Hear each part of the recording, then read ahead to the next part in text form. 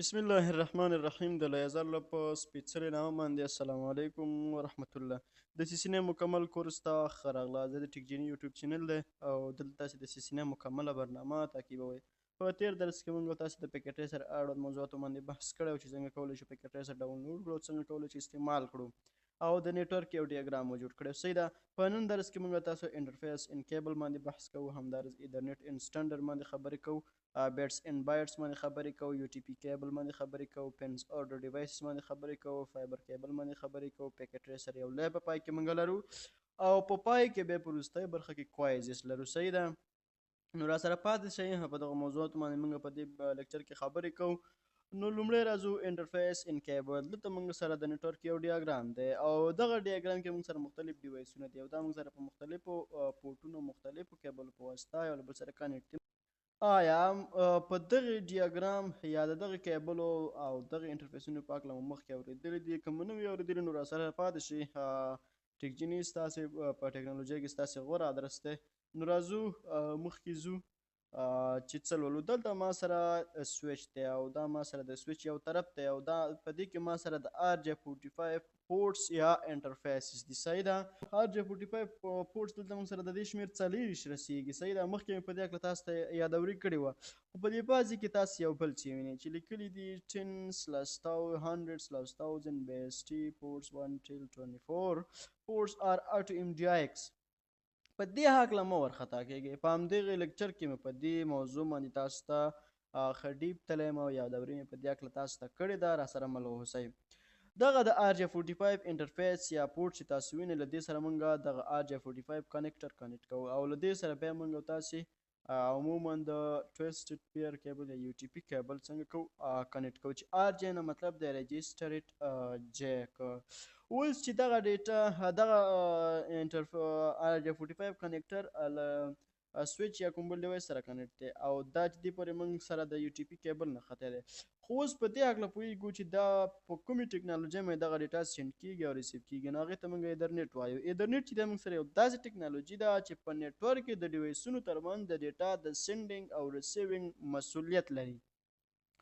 مطلب په نیټورک کې څنګه ډیټا سینډ کیږي او څنګه ریسیو کیږي او له کومو موانعو سره مخامخ کیږي، نو د دې مسؤلیت څه شی دی؟ ایترنیټ دی. صحیح ده.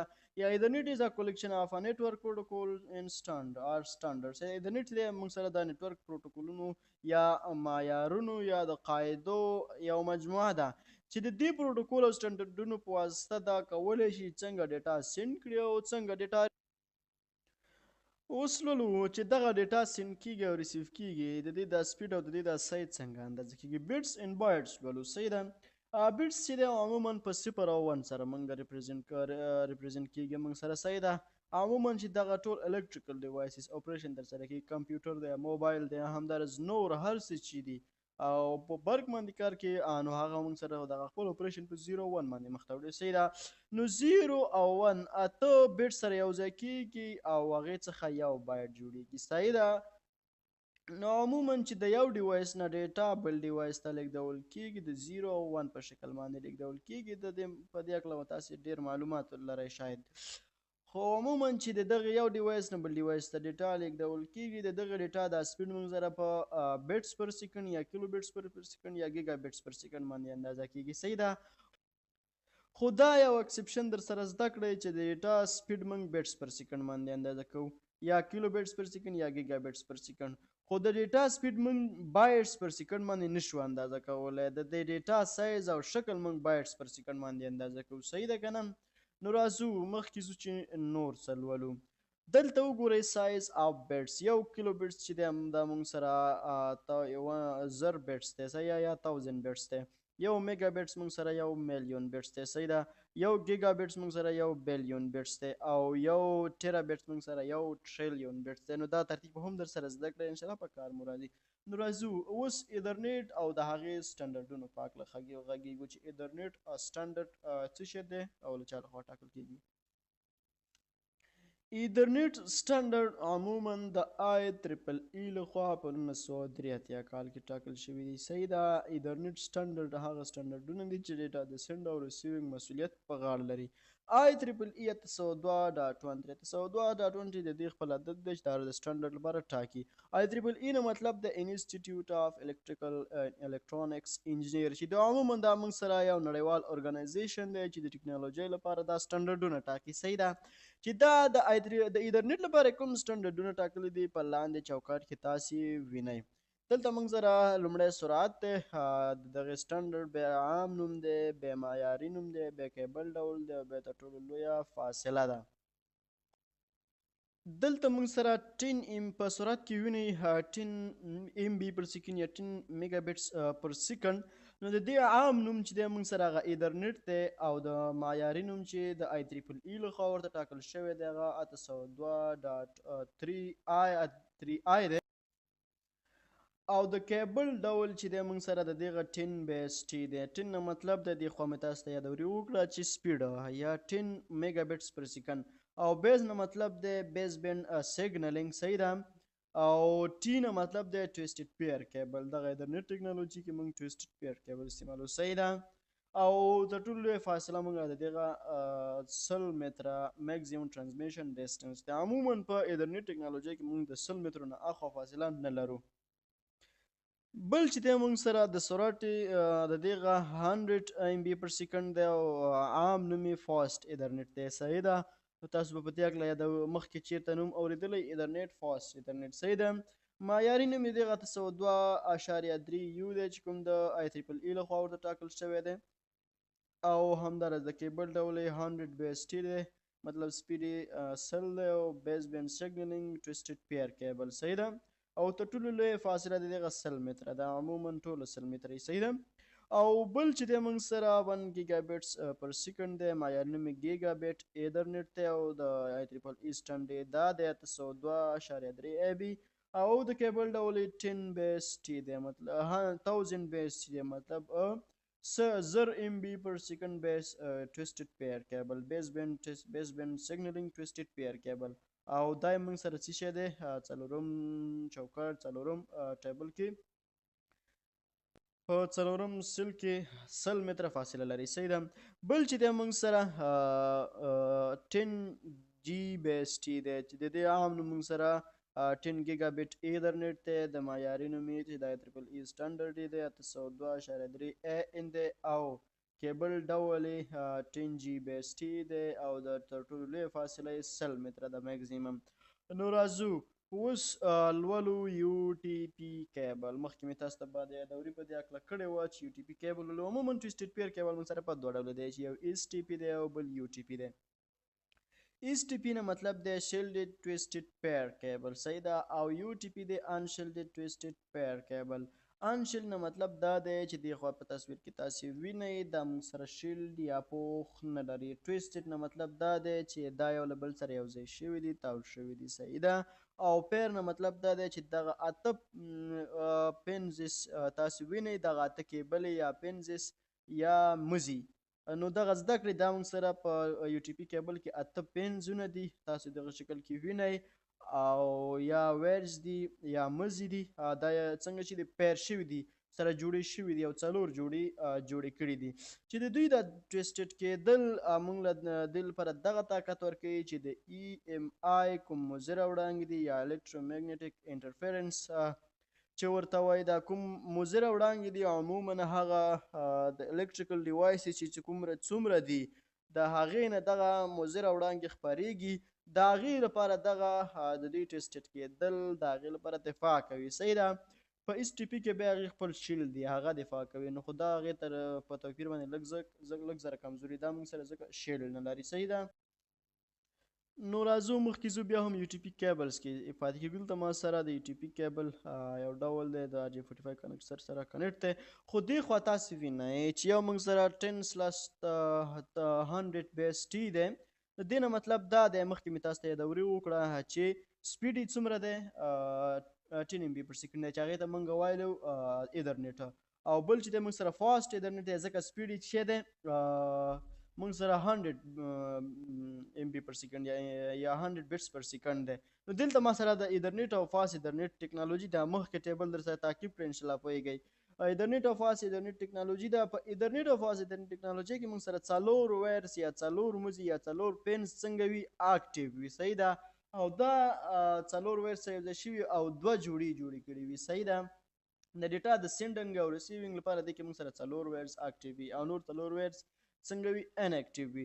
چې عموما نور څلور وایرس موږ د برق او ځینې نورو اپریشن لپاره استعمالیږي. لکه عموما چې موږ ساده اصطلاح کې ورته پی وي چې خلک ورته وایي، هغې ته عموما پی او ای وایي، خو پی وي ورته وایي. هغه نور د هغې د اپریشن د سرته رسولو لپاره څنګه کېږي استعمالیږي. صحیح ده. بل چې دی موږ سره 1000 بیس ټي دی او بل 10 جی بیس ټي دی. 1000 بیس ټي او 10 جی بیس ټي کې موږ سره عموما ټول پینونه څنګه وي فعاله وي او دغه یو له بل سره یو ځای شوي وي او څلور جوړې کړې وي. اوس لولو پینز اورډر ډیوایس. عموما موږ سره پینز اورډر ډیوایسز په دوه ډوله دي، چې یو ایم ډي آی دی او بل ایم ډي آی ایکس دی. صحیح ده. ایم ډي آی ډیوایسونه نه مطلب دا دی چې میډیم ډیپینډنټ انټرفیس او ایم ډي آی ایکس نه مطلب دی میډیم ډیپینډنټ انټرفیس کراس اوور. صحیح ده. ایم ډي آی ډیوایسونه موږ سره هغه ډیوایسونه دي چې سینډنګ په پین 1 او پین 2 باندې کوي. چې دا پین 3 چې دی مخکې مې تاسو ته په کیبل کې د دې موضوع تشریح کړه. او ریسیوینګ موږ سره په پین 3 او پین 6 باندې کوي. نو دا زده کړئ چې ایم ډي آی ډیوایسونه چې دا کوم ډیوایسونه دي. نو اوس تاسو ته ښایم دا موږ سره په پین 1 او پین 2 باندې سینډ کوي، یا ټي ایکس نه مطلب دی سینډ او آر ایکس نه مطلب دی ریسیو. په پین 3 او پین 6 باندې څنګه کوي ریسیو. چې دغه ډیوایسونه موږ سره راوټر دی، پی سی ده، اکسس پوینټ دی او فایروال دی. صحیح ده. او بل چې د موږ سره ایم ډي آی ایکس ډیوایسونه دي چې دا موږ سره په پین 3 او پین 6 باندې سینډ کوي او په پین 1 او پین 2 باندې څنګه کوي ریسیو کوي. نو دا هم در سره زده کړئ. دا عموما د ایم ډي آی د ډیوایسونو برعکس دي، چې په دې کې موږ سره هب دی او سویچ دی. هب او سویچ موږ سره په پین 3 او پین 6 باندې سینډ کوي او په پین 1 او پین 2 باندې ریسیو کوي. اوس کو غواړو ایم ډي آی له ایم ډي آی ایکس سره کنیکټ کړو، نو کوم کیبل موږ استعمالو؟ نو راځو که چیرته ایم ډي آی له ایم ډي آی سره کنیکټ کړو، مطلب هغه ډیوایسونه چې د پینونو اورډر سیم وي دا یو له بل سره کنیکټ کړو، دا موږ کراس کیبل دلته استعمالو. او هغه ډیوایسونه چې ایم ډي آی ایکس او ایم ډي آی ایکس موږ یو له بل سره کنیکټ کړو، دی هم د پینونو ترتیب سیم دی، نو دې کې هم موږ کراس کیبل استعمالو. مطلب ایم ډي آی ایکس او ایم ډي آی ایکس د کنیکشن نه مطلب دا دی چې هب له سویچ سره کنیکټ کړو. صحیح ده. د دې ترمنځ موږ بیا کراس کیبل استعمالو. او ایم ډي آی نه مطلب دا دی چې راوټر له راوټر پی سی سره کنیکټ کړو یا اکسس پوینټ سره کنیکټ کړو. صحیح ده. یا فایروال سره کنیکټ کړو. نو دلته موږ هم بیا کراس اوور کیبل استعمالو. خو اوس که چیرته ایم ډي آی ایکس له ایم ډي آی سره کنیکټ کړو یا ایم ډي آی له ایم ډي آی ایکس سره کنیکټ کړو، نو دلته موږ بیا سټریټ تھرو کیبل استعمالو. هغه ډیوایسونه چې مختلف وي، مطلب د پینونو اورډر یې مختلف وي، ترتیب د پینونو مختلف وي، نو د دې لپاره بیا موږ سټریټ تھرو کیبل استعمالو. صحیح ده. نو اوس راځو په همدې ترتیب باندې. دلته ما تاسو ته یو څه ترتیبات جوړ کړي دي. دلته ما سره کمپیوټر دی چې عموما دا ما سره ایم ډي آی ډیوایس دی، او دې خوا ما سره سویچ دی چې عموما ما سره دا د ایم ډي آی ایکس ډیوایس دی. صحیح ده. مطلب د پینونو ترتیب یې مختلف دی. کمپیوټر چې دی دا ما سره په پین 1 او پین 2 باندې سینډ کوي، او سویچ چې دی دا ما سره په پین 1 او پین 2 باندې څنګه کوي ریسیو کوي. صحیح ده. همداره د دوی ترمنځ دغه اپریشن تر سره شو، مطلب ډیټا سینډ شو، په پین 1 او پین 2 باندې سینډ شو او په سویچ په پین 1 او پین 2 باندې ریسیو کړه. او سویچ چې دی دا موږ سره په پین 3 او پین 6 باندې ډیټا ترانسمیټ کوي، مطلب سینډ کوي. او کمپیوټر چې دی دا موږ سره په پین 3 او پین 6 باندې ډیټا څنګه کوي بیرته اخلي. چې د دوی ترمنځ دغه د اپریشن تر سره شو په اټ ټایم کې هم سینډ وشو او هم ریسیو وشو. صحیح ده. چې په اټ ټایم کې موږ سره هم سینډ وشي هم ریسیو وشي، نو دې ته موږ څه وایو؟ دې ته موږ فول ډوپلیکس اپریشن وایو. صحیح ده. چې دغلته موږ سره د ډیفرنٹ ډیوایسز ترمنځ کنیکشن تر سره کېږي، مطلب د پینونو اورډر مختلف دی. ایم ډي آی ډیوایس دی او بل ایم ډي آی ایکس ډیوایس، نو دې لپاره موږ سټریټ تھرو کیبل استعمالو. دلته ما سره اوس سویچ دی او یو راوټر دی. صحیح ده. نو دلته هم موږ سره مختلف ډیوایسونه دي او د دې ترمنځ هم موږ سټریټ تھرو کیبل استعمالو. صحیح ده.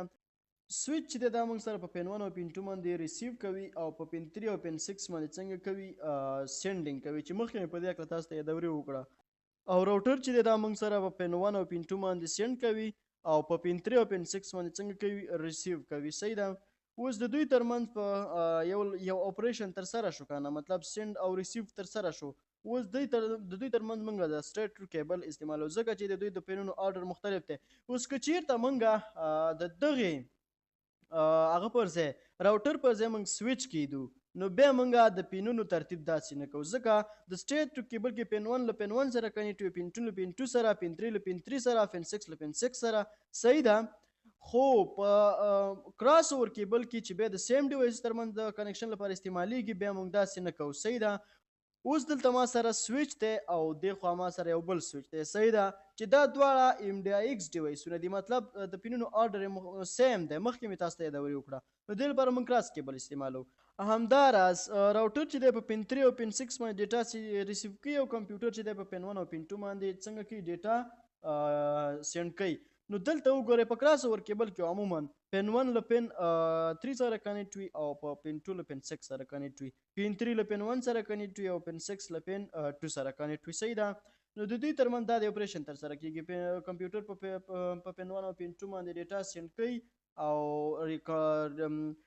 راوټر چې دی بیا موږ سره په پین 3 او پین 6 باندې ډیټا څنګه کوي ریسیو کوي. نو دا در سره زده کړئ. دې خوا مې یو ټیبل هم په دې هکله تاسو اچولی دی. یو راوټر دی، فایروال دی، پی سی دی او سویچ دی. صحیح ده. په دې کې موږ سره هم ایم ډي آی ډیوایسونه دي او ایم ډي آی ایکس ډیوایسونه دي. صحیح ده. او موږ سره هماغه ټیکنالوژي ده 10 بیس ټي او 100 بیس ټي ده. صحیح ده. مطلب ایترنیټ دی او فاست ایترنیټ ټیکنالوژي ده. صحیح ده. راوټر چې دی موږ سره په پین 1 او پین 2 باندې څنګه کوي دا موږ سره په دې باندې لیږدوي ډیټا لیږدوي. صحیح ده. او په پین 3 او پین 6 باندې ډیټا څنګه کوي ریسیو کوي. فایروال چې دا موږ سره په پین 1 او پین 2 باندې ډیټا سینډ کوي او په پین 3 او پین 6 باندې څنګه کوي دا موږ سره ریسیو کوي. پی سی چې دا په پین 1 او پین 2 باندې موږ سره ډیټا سینډ کوي او په پین 3 او پین 6 باندې ډیټا څنګه کوي ریسیو کوي. سویچ چې دا موږ سره په پین 3 او پین 6 باندې ډیټا سینډ کوي او په پین 1 او پین 2 باندې څنګه کوي ډیټا ریسیو کوي. نو په دې کې دا سویچ د ټولو برعکس دی. صحیح ده. ځکه چې دا موږ سره ایم ډي آی ایکس ډیوایسونه دي. دا نور پاس 3 چې دا موږ سره 3 دانې دا موږ سره ایم ډي آی ډیوایسونه دي. نو راځو دا موږ د یو ټي پي کیبل اړوند مفاهیم او موضوعات اوس راځو د فایبر اپټیک کنیکشن په هکله غږیږو چې فایبر اپټیک کیبل څه شی دی او د هغې لپاره موږ څنګه ډیوایسونه کاروو. دلته ما سره که وینئ راوټر دی، سویچ دی. صحیح ده. او دې سویچ کې ما سره دا د آر جی 45 پورټونه دي. صحیح ده.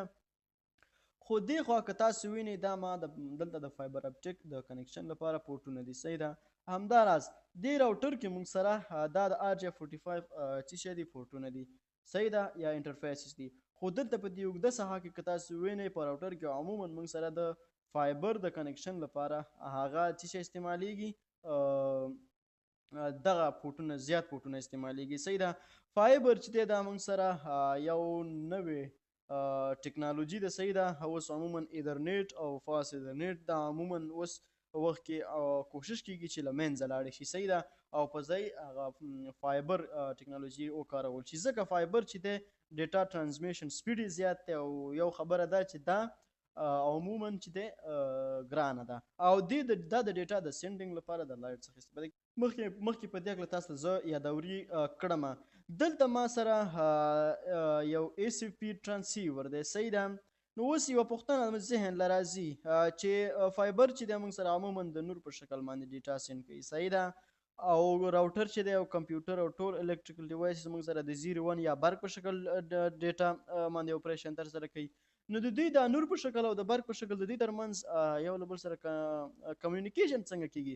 نو دې لپاره موږ دغه ای سی پی ترانسیور یا سی پی مطلب سمال فارم فاکټر پلګیبل دا موږ د دې لپاره استعمالو. صحیح ده. تر څو دغه برق چې دی دغه نور چې دی یا لایټ په شکل چې دغه سیګنل ځي دا موږ سره برق ته واړي او دا برق په شکل چې ډیټا یو بل سره ځي او راځي دغه ډیټا چې دی د سویچ نه یا کمپیوټر نه یا راوټر نه یا فایروال نه چې دی دا موږ سره نور ته واړي. صحیح ده. نو دې لپاره موږ دغه ځای کې دغه فورټ استعمالو د ای سی پی ترانسیور د دې سره کنیکټ کوو او هغې په تر باندې بیا موږ فایبر څخه خپله کنیکټیویټي اخلو. نو راځو مخکې ځو دا ما سره د فایبر اپټیک کیبلز دي د دې سره دغه خپل کنیکټر دی خپل کنیکټ دی ورسره. صحیح ده. نو دا ما سره د فایبر اپټیک یو شارټ آرکیټیکچر دی چې لومړي برخې ته موږ د فایبر ګلاس کور اټسلف وایو. مطلب دا لومړی ما سره د فایبر کور دی صحیح ده چې عموما په دې کې موږ سره ډیټا څنګه کیږي سینډ کیږي او ریسیو کیږي د لایټ په شکل باندې. دا زده کړئ چې فایبر کې موږ سره ډیټا په 0 1 باندې نه ځي، البته دا موږ سره په برق په شکل نه ځي، دا موږ سره د لایټ په شکل د سیګنل ځي. صحیح ده. نو دویمه لومړی برخه خو پوه شئ چې دا موږ سره کور دی. دویمه برخه موږ سره کلډینګ دی. کلډینګ چې دی دا موږ سره دغه لایټ په شکل چې دغه سیګنل ځي دا د دې ریفلیکټینګ ترسره کوي. مطلب کلډینګ دیټ ریفلیکټس لایټ، دغه لایټ ته انعکاس ورکوي چې عموما دا د کلي انعکاس اپریشن ترسره کوي. صحیح ده چې دا کلي انعکاس څه دی په دې هکله به تاسې پوه اوسئ. عموما دریمه برخه چې دی پروټیکټیو بفر یا دې ته موږ وایو کوټینګ هم ورته وایي کوټینګ. صحیح ده. کوټینګ چې دی دا دنده لري چې دا اوله برخه یا کلډینګ او دا کور چې دی د دې محافظت او ساتنه وکړي. څلورمه برخه یې د اوټر جاکټ اف کیبل دی چې عموما دا بهرنۍ برخه ده او دا د بهر څخه چې څومره مضره څیزونه راځي، مطلب باد وي، باران وي، ګلی وي، واوره وي، نو د دې د محافظت لپاره عموما د ټول کیبل محافظت کوي، د اوټر جاکټ اف کیبل. صحیح ده. اوس عموما موږ سره کیبل په دوه ډوله دی فایبر اپټیک، یو چې ملټي موډ فایبر کیبل دی او بل موږ سره سنګل موډ فایبر کیبل دی. نو راځو ملټي موډ فایبر کیبل. ملټي موډ فایبر کیبل موږ سره داسې کیبل دی چې دا موږ سره د دې دغه کور چې مخکې مې تاسو ته یادوري وکړه چې په دې کې موږ ډیټا سینډ کیږي او ریسیو کیږي، د دې د کور ضخامت چې دی 50 مایکرونه یا څخه 50 څخه تر 2.5 مایکرونه دی چې په یو وخت کې موږ سره دا څو د رڼا یا د لایټ سیګنل څنګه کوي لیږي. مطلب په یو وخت کې 2 او 3 سیګنل دا څنګه کوي یو ځای نه بل ځای ته لیږي. دا چې د دې دغه د کور ضخامت زیات دی او د دې په یو وخت کې زیات دی لایټ سیګنل یو ځای نه بل ځای ته لیږي، نو دا موږ سره د دې سپیډ بیا هم کم دی ځکه زیات کور ضخامت خو یو زیات دی او بل یو ځای نه بل ځای ته سیګنل اټ ا ټایم زیات سیګنل لیږي، نو د دې سپیډ کم دی. نو په دې ترتیب عموما دا د نږدې ځایونو لپاره استعمالیږي. صحیح ده. مطلب د شارټ ډسټنس لپاره دا موږ څنګه کوو استعمالو. بل چې د موږ سره سنګل موډ فایبر کنیکشن دی. سنګل موډ فایبر کنیکشن دغه کور چې دی د 8 تر 10 مایکرونه پورې دی. صحیح ده. دغه مطلب دغه کور ضخامت کوم چې ډیټا د سینډینګ او ریسیوینګ لپاره استعمالیږي او دا موږ سره اټ ا ټایم چې دی یو سیګنل لیږي، په یو وخت کې دا موږ سره یو سیګنل لیږي. نو دا چې د دې کور ضخامت هم کم دی او کې یو سیګنل لیږي، نو په دې ترتیب باندې د دې سپیډ زیات دی ځکه یو سیګنل اټ ا ټایم دا موږ سره لیږي، زیات سیګنل نه لیږي کنه، فشار پې زیات نه وي کنه. صحیح ده. نو چې سپیډ یې زیات دی نو دا موږ د لرې واټن لپاره څنګه کوو استعمالو. نو په دې ترتیب باندې چې دا د لرې واټن لپاره استعمالیږي نو د ملټي موډ په پرتله سنګل موډ فایبر ګران دی. اوس راځو را سره پاتې شئ په همدغه انټرفیس ان کیبل کې مونږ یو پریکټیکل په پیکټ ټریسر کې لیب لرو چې ام ډي آی ایکس او ام ډي آی ډیوایسونه څنګه یو له بل سره کنیکټ کړو. را سره پاتې شئ. ښه راغلاست درته وایم د دې درس په اړیکه باندې. اوس راځو د پن اورډر ډیوایسز په هکله پوهیږو په پیکټ ټریسر کې. صحیح ده. زه دلته راځم یو د نیټورک یو ډیاګرام جوړوم، زه دلته راځم یو راوټر راوړم، یو دوه راوټر راوړم، یو دلته پلس کوم او یو هم په دې ځای کې. صحیح ده. و چې دا بل زه لرې کوم مخکې په دې هکله تاسو ته یادوري کړې وه نو دا به اسکیپ بټن پسې وي. صحیح ده. اوس زه راوړم دلته یو 9 ماډل سویچ دې ځای کې ږدم. صحیح ده. دا بیا ته لرې کوم. صحیح ده. اوس د دې راوټونه دې خوا زه یو هب راوړم. صحیح ده. ځکه هب مخکې مې تاسو ته یادوري وکړه چې دا ما سره ام ډي آی ایکس ډیوایس دی. هب او سویچ موږ سره ام ډي آی ایکس ډیوایس دی او راوټر او پی سي او فایروال او همدارس ځینې اکسس پوینټ په دې هکله مې یادونه وکړه دا موږ سره ام ډي آی ډیوایس دی. اوس د دوی ترمنځ د ام ډي آی او ام ډي آی ډیوایسز ترمنځ کنیکشن جوړوم. اوس راوړم یو دوه کمپیوټر راوړم، زه بل ته لاړ شم ان ډیوایسز لا او په دغه ځای باندې به کلیک وکړم او دوه کمپیوټر یې به راوړم. صحیح ده. دوه کمپیوټر یې راوړم. صحیح ده. اوس زه راوړم بل څه ته ضرورت دی د هب سره هم یو دوه لیپټاپ یې کنیکټ کوم. صحیح ده. یو دوه کمپیوټر یې کنیکټ کوم، پی سیز راوځم دې ځای ته او یو بل ته کېدم. صحیح ده. اوس زه راځم اوس یو دوه فایروالونه هم راوړم. صحیح ده چې ستاسو ذهن سم خلاص شي. صحیح ده. دلته زه راځم نیټورکینګ ډیوایس له او سکیورټي له راځم او 505 اس ای فایروال راوړم. یو د نیټورک په دننه زه ږدم صحیح ده، او بل د نیټورک په بهر کې ږدم صحیح ده. په دې هکله مخکې تاسو ته یادوري کړې ده صحیح ده چې موږ کولی شو فایروال هم دننه کیدو او هم بهر کیدو. اوس زه راځم د دوی ترمنځ کنیکشن برابر او چې کوم سټریټ تھرو کیبل استعمالو او یا هم کراس اوور کیبل استعمالو صحیح ده. زه بل ته د راوټر لپاره یو پی سي راوړم په دې ځای کې صحیح ده صحیح ده. اوس زه دلته راځم کنیکشن لپاره راشي او لومړی موږ سره اتومات کیبل دی یا اتوماتیکلی چوز کنیکشن ټایپ.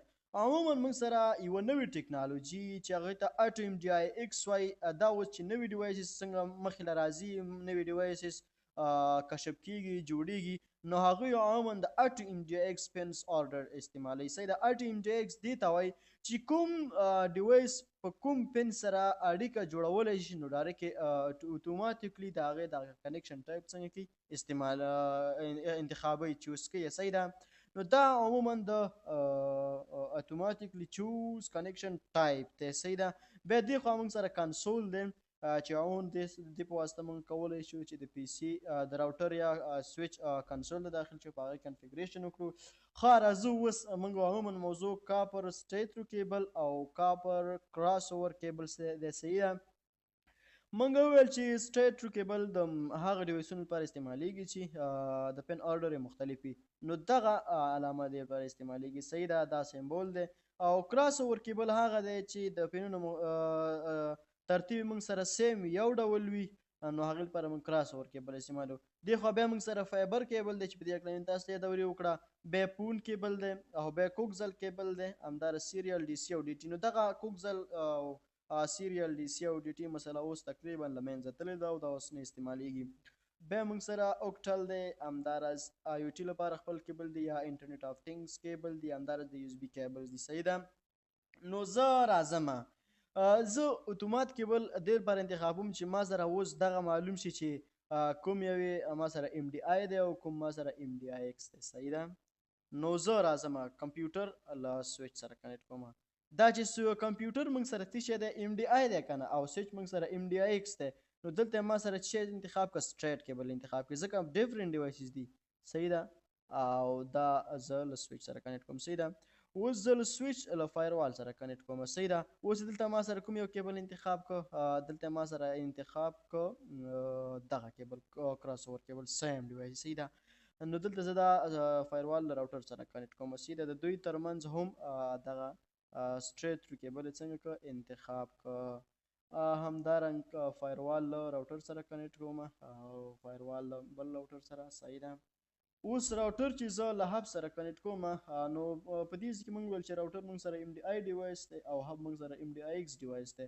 نو د ام ډي آی ایکس ډیوایس د کنیکشن لپاره موږ سټریټ تھرو کیبل استعمالوو ځکه چې د دوی د پینونو ترتیب مختلف دی. نو زه د اتومات کیبل راخلم او دا باید ما سره سټریټ تھرو کیبل تخنیک استعمال کړي. ګوره سټریټ تھرو دا ټول ما سره سټریټ تھرو کیبل تخنیک استعمال کړي ځکه د دوی پینونو آرډر موږ سره مختلف دی، او دا هم باید ما سره د سټریټ تھرو کیبل تخنیک استعمال کړي او دا هم. صحیح ده. اوس زه راځم د دې راوټر سره د پی سي د کنیکشن لپاره تر څو د کنسول ته سړی نه نوځي، نو همداسې به زه دا یو له بل سره کنیکټ کړم د کنسول پر تر باندې. صحیح ده. ځکه دا موږ سره د دې کنسول داخلېږو. زه اوس راوړم دلته یو دوه راوټر یې هم راوړم تر څو ستاسو یو راوټر راوړم او دوه پی سیز راوړم تر څو ستاسو ذهن نور هم کولاو شي. یو پی سی راوړم او دلته یو بل پی سی هم راوړم. صحیح ده. اوس دا موږ سره دواړه ام ډي آی ډیوایسونه دي. صحیح ده. راوټر او پی سیز دواړه موږ سره ام ډي آی ډیوایسونه دي. نو د دې د کنیکشن لپاره باید ما سره کوم کیبل استعمال کړي؟ کراس کیبل استعمال کړي ځکه د دوی ترمنځ پینونو ترتیب سیم دی. نو دا وګورئ دلته ما سره د کراس کیبل استعمال کړي. دلته یوازې په دې ځای کې کراس کیبل استعمال شوی، نو په دې ترتیب مې ځکه تاسو ته کراس کیبل دویم ځل لپاره دې ځای کې واچول. که مو فکر وي همدغه سمبول دلته دی دې ځای کې دی او دا موږ سره کاپر کراس اوور کیبل دی. ښه اوس راځو کویز اصلاح کویز کویشن نمبر 1 دی موږ سره، او په دې کې موږ سره لیکلي دي چې تاسو دوه زړې راوټرونه د یو ټي پي کیبل سره وصل کوئ، خو معلومات په کامیابۍ سره نه لیږدول کیږي. نو کومه ستونزه کیدلی شي؟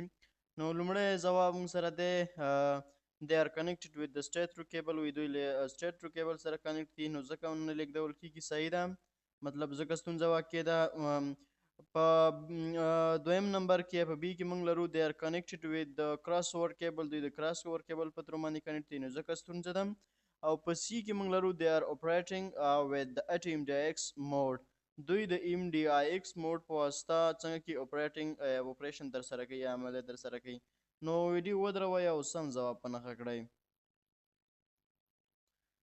نو سم ځواب موږ سره لومړی دی چې they are connected with the straight through cable نو موږ وایو چې دوه زړې راوټرې موږ د UTP کیبل سره وصل کړي دي صحیح ده خو په دې کې موږ سره ډیټا سمه نه لیږدول کیږي ځکه چې دوی موږ سره ډیټا ځکه نه لیږدول کیږي چې دا موږ سره د straight through cable په واسطه کنیکټ دي او راوټر چې دی عموما دوه راوټرې دي او دا موږ سره MDI ډیوایسز له ډلې څخه دي مطلب د پینونو ترتیب یې سیم دی نو د سیم پینونو ترتیب ډیوایسز لپاره موږ بیا چې استعمالو کراس اوور کیبل استعمالو او دلته straight through cable استعمال شوی نو ځکه ستونزه واقع کړې ده نو راځو دویمې پوښتنې ته ستاسو شرکت اړتیا لري چې ډیر کمپیوټرونه سویچ سره وصل کړي کوم کیبل باید وکارول شي صحیح ده اول UTP کیبل باید وکارول شي دویم سنگل موډ فایبر کیبل باید وکارول شي او دریم ملټي موډ فایبر کیبل باید وکارول شي نو ویډیو ودروئ او سم ځواب په نښه کړئ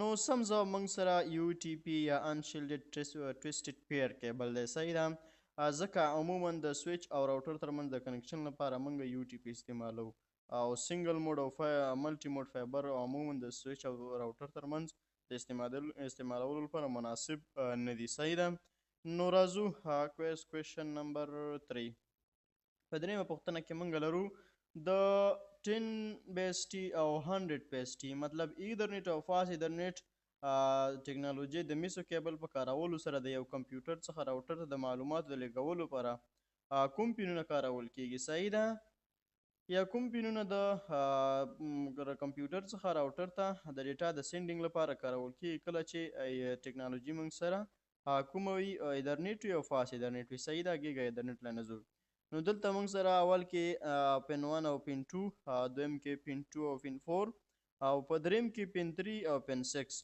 نو سم ویډیو ودروئ او سم ځواب په نښه کړئ نو سم ځواب موږ سره ا دی ځکه موږ دلته کمپیوټر نه ډیټا راوټر ته سینډ کوو نو موږ ویلي وو چې د کمپیوټر د سینډ لپاره د لومړی او دویم پین څخه څنګه کیږي استفاده کوي پین 1 او پین 2 باندې موږ سره کمپیوټر ډیټا څنګه کوي سینډ کوي